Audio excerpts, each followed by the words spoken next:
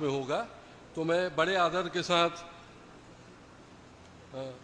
हमारे प्रतिकुलपति और बहुत हिंदी के विद्वान डॉक्टर जंग बहादुर पांडे जी से मैं निवेदन करूंगा कि वो अपनी बात करें।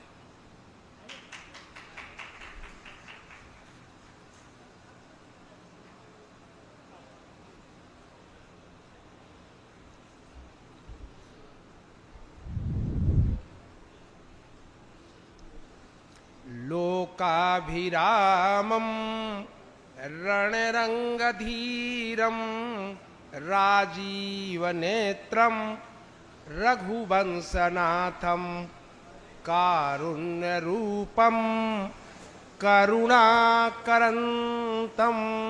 श्रीरामचन्द्रं शरणं प्रपद्ये। श्रीरामचन्द्रं शरणं प्रपद्ये। कर्पूरगौरं करुणावतारं संसारसारं भुजगेन्द्रहारं सदा वसन्तं हृदयारविन्दे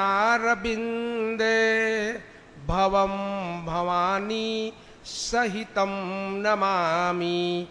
भवं भवानी सहितं नमामि।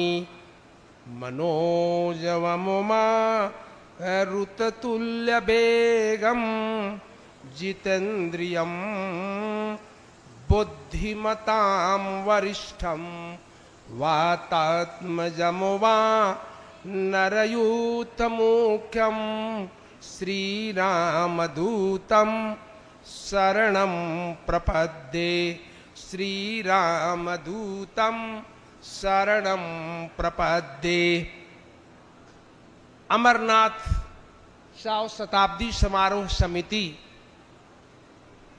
के बैनर तले थावे विद्यापीठ गोपालगंज और अखिल भारतीय विकलांग चेतना परिषद विलासपुर के तत्वावधान में आयोजित एक दिवसीय 17वीं संगोष्ठी के संकल्पक प्रायोजक परमादरणीय डॉक्टर विनय कुमार पाठक जी, सभागार में उपस्थित न्यायमूर्ति परमादरणीय चंद्रभूषण वाजपेयी जी,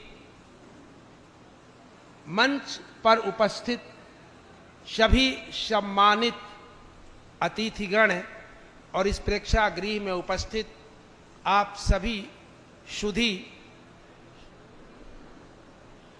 श्रोता बंधुओं, अखिल भारतीय चेतना समिति विकलांग चेतना समिति के द्वारा आयोजित इस संगोष्ठी में आकर के मैं अभिभूत हूं और विकलांग शब्द बड़ा ही श्लिष्ट है। इसकी व्याख्या मैं 1 घंटा करना चाहता था, लेकिन समय मुझे 3 मिनट से अधिक इजाजत नहीं दे रहा है, इसलिए मैं समय सीमा के भीतर कुछ निवेदन करना चाहता हूं। विकलांगता एक तन की, दूसरी मन की और तीसरी धन की। एक व्याख्या तो यह है। दूसरी व्याख्या है कि कुछ हैं, कुछ जन्म के बाद होते हैं और कुछ बुढ़ापे में होते हैं, यह दूसरी स्थिति है। और वक्ता भी विकलांग होते हैं। हाँ, मैं आपको निवेदन करूं कि तन, मन और धन तीनों की जो विकलांगता है, विकलांगता का मतलब हुआ विकल माने व्याकुल। बड़े भाषा विज्ञान के बैठे हैं, मैं उन्हें गुरुदेव मानता हूं, मेरे लिए परम आदरणीय है। विकल माने व्याकुल और अंग माने शरीर का हिस्सा, कि अंग के अभाव में जो विकलता वो विकलांग है। तो किसी के पास धन नहीं है तो विकलांग के पास तन नहीं है, तो विकलांग है, और किसी के पास मन ही नहीं है तो वो भी विकलांग है। इसलिए विकलांगता तन, मन और धन तीनों से संबंधित है। दूसरी बात कि विकलांगता को मैं केवल अभिशाप नहीं मानता, ये कभी कभी वरदान भी है। इतिहास साक्षी है कि जो जन्म से विकलांग है उन्होंने कुछ ऐसा काम किया जो इतिहास में अमिट है।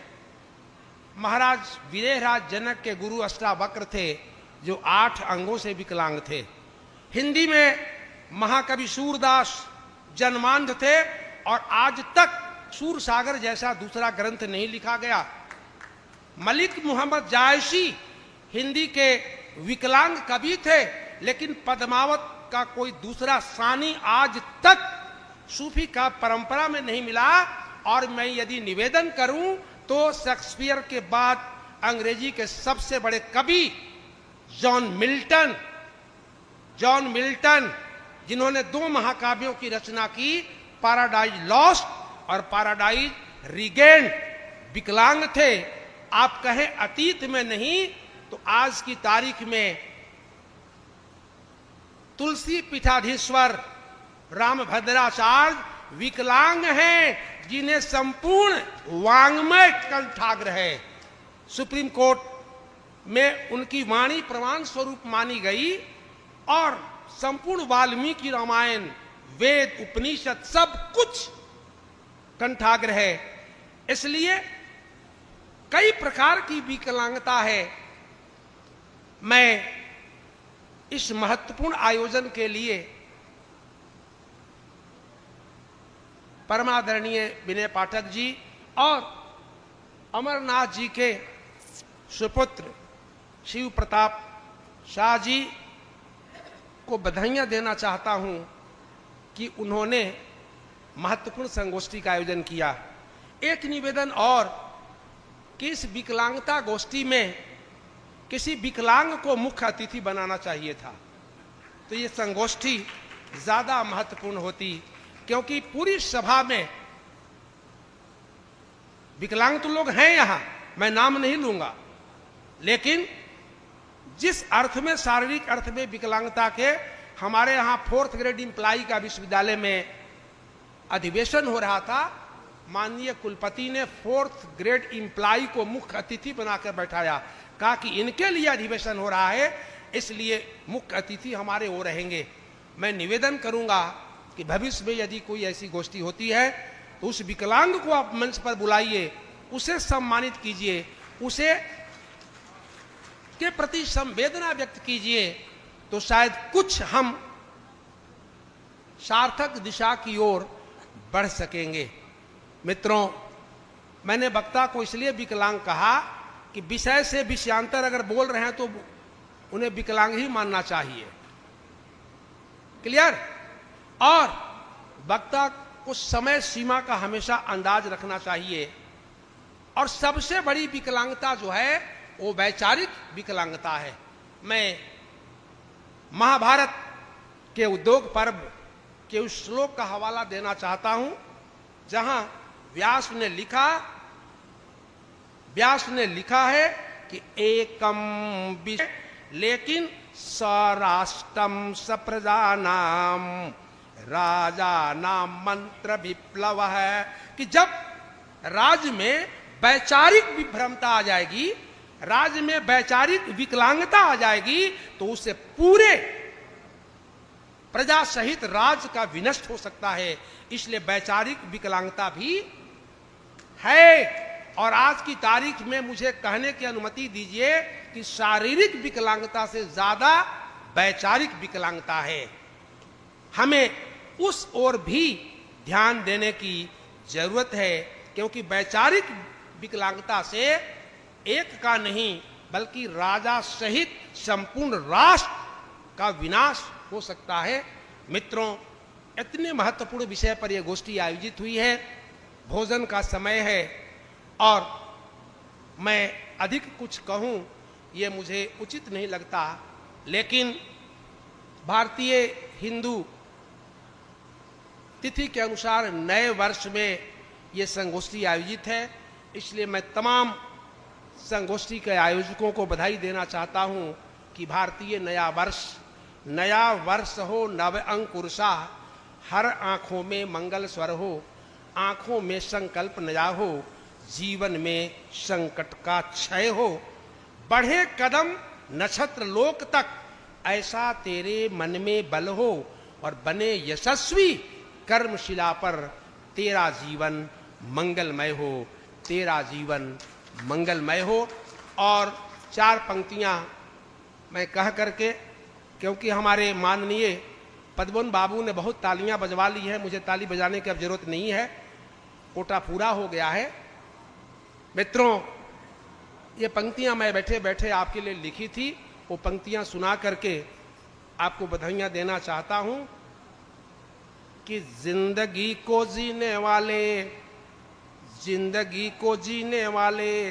दुख सुख पीने वाले, जिंदगी बिताओ मत मन यहाँ मार कर, मिले जो भी धूप शीत करना उसी से प्रीते, जिंदगी के राहगीर रोना मत हार कर, जिंदगी के राहगीर रोना मत हार कर, और जिंदगी है प्यारी प्यारी खुशियाँ मिलेंगी सारी, जिंदगी है प्यारी प्यारी खुशियाँ मिलेगी सारी,